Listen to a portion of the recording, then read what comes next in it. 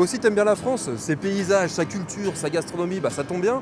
Moi aussi, et t'as compris qu'on devait changer notre manière de voyager si on voulait protéger notre magnifique patrimoine naturel et surtout éviter que les températures s'emballent. Et ça tombe bien, on va partir à l'exploration de la Nouvelle-Aquitaine en train et à vélo avec Tolt et Victoria. Mais avant ça, une petite présentation s'impose. Ourail, c'est le média référence du voyage bas carbone. Sur notre site, tu trouveras plus de 300 itinéraires sans avion et sans voiture pour découvrir une multitude de destinations à travers le monde ou simplement t'évader le temps d'un week-end.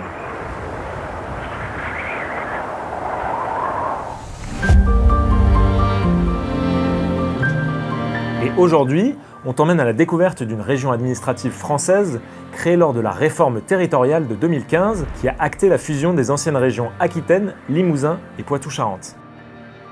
C'est la plus vaste région française avec une superficie qui dépasse celle de l'Autriche. Elle regroupe 12 départements et accueille plus de 6 millions d'habitants sur son territoire. Elle compte également 5 parcs naturels régionaux et une façade maritime de 720 km qui s'étend de la baie de l'Aiguillon au nord de La Rochelle jusqu'à Hendaye à la frontière espagnole.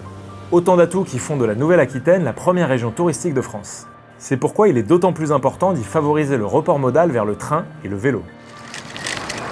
Et ça, le comité régional du tourisme l'a bien compris, puisque de gros efforts sont déployés avec le soutien de l'ADEME et de l'ensemble des acteurs touristiques du territoire pour promouvoir de nouvelles offres de voyage bas carbone, en s'associant notamment avec des voyagistes spécialisés dans la randonnée et le cyclotourisme, ou avec les villes et les départements. Pour découvrir tout ça, je vous invite vivement à faire un tour sur le site nouvelleaquitaine-tourisme.com. Dans cette vidéo, on aura le plaisir de vous faire découvrir plus particulièrement 3 départements, les Pyrénées-Atlantiques, la Creuse et la Charente-Maritime, où Victoria est justement en train de se rendre. Yes Tolt, alors là je suis en gare de Nantes et je vais monter dans un train intercité qui va m'emmener à Saintes en moins de 3 heures. C'est un peu moins connu que La Rochelle, mais je suis sûre que ça vaut le détour.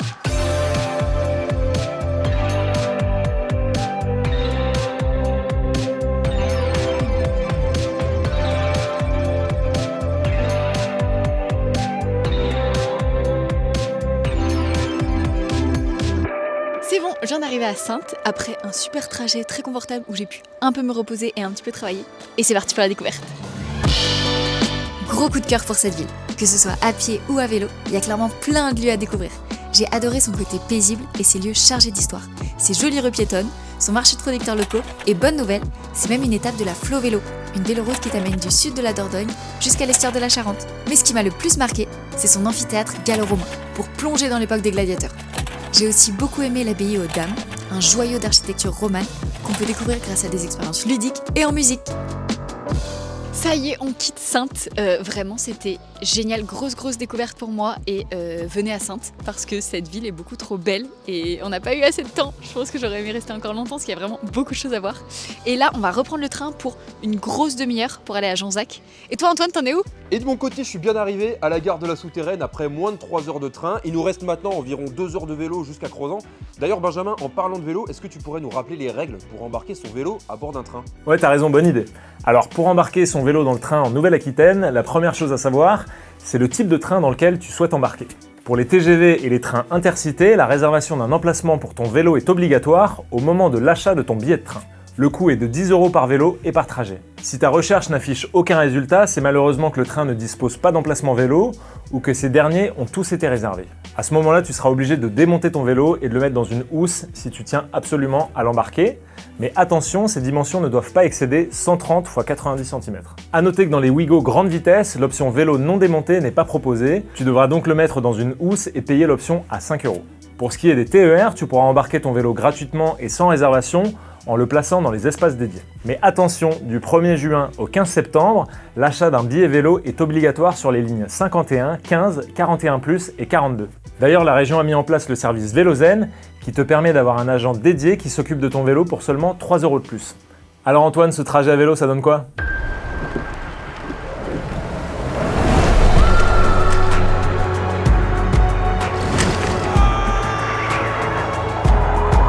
Allez, c'est parti!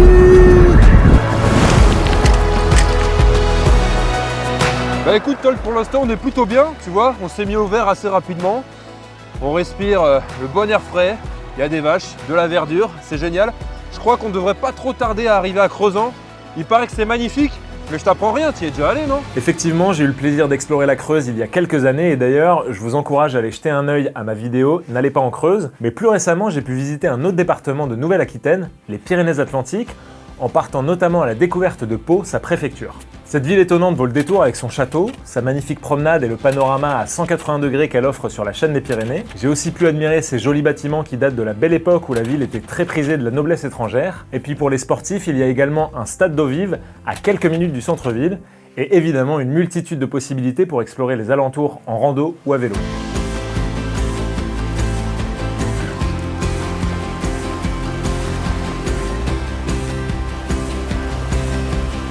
J'ai pu m'y rendre en train de nuit depuis Paris et c'était assez magique de s'endormir en Île-de-France pour se réveiller le lendemain matin au pied des Pyrénées.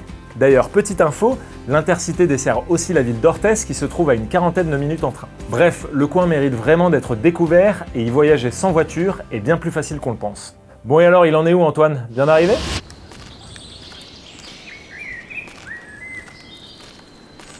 Waouh. Franchement, j'ai pas les mots.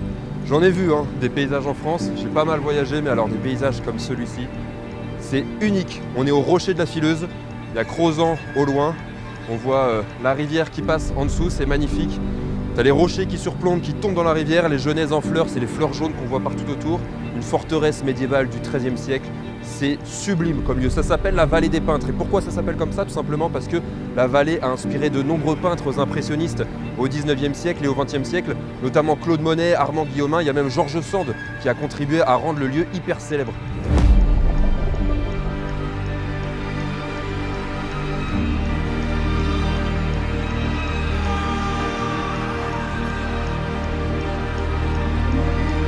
Alors moi, découvrir la culture et l'histoire de nos régions, j'adore ça, mais si vous aimez le sport, un excellent moyen de découvrir cet environnement magnifique, c'est d'y aller en canoë, au fil de l'eau, et puis en plus, ça fait bosser les épaules.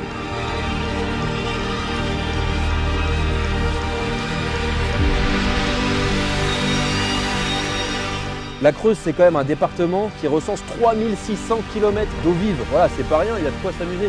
Et ce que j'aime par-dessus tout, c'est que j'ai pas l'impression d'être en France.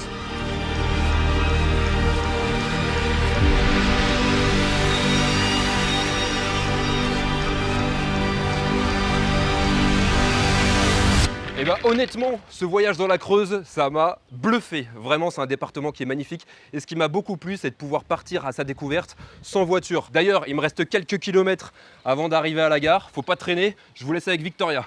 Ah, il est fort Antoine. Je sais pas vous, mais moi il m'a un peu donné envie d'aller dans la Creuse. Mais chaque chose en son temps, on vient d'arriver à Jonzac, donc je vous emmène.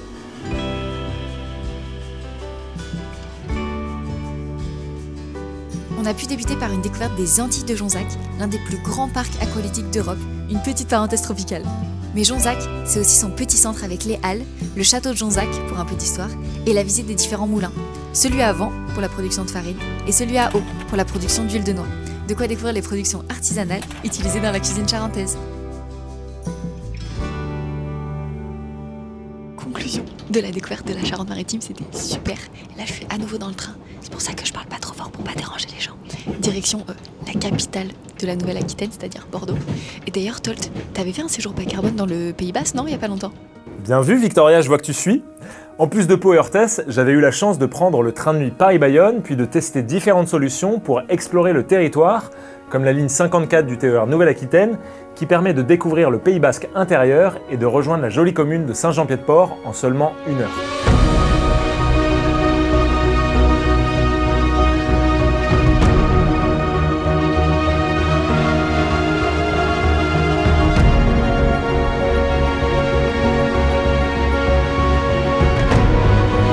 J'ai aussi pu découvrir les nombreuses pistes cyclables qui permettent de se rendre à Anglette ou Bidart en quelques minutes.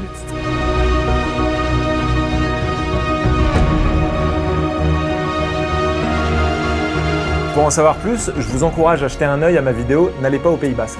En tout cas, vous l'aurez compris, la région Nouvelle-Aquitaine peut très facilement se visiter en train et à vélo.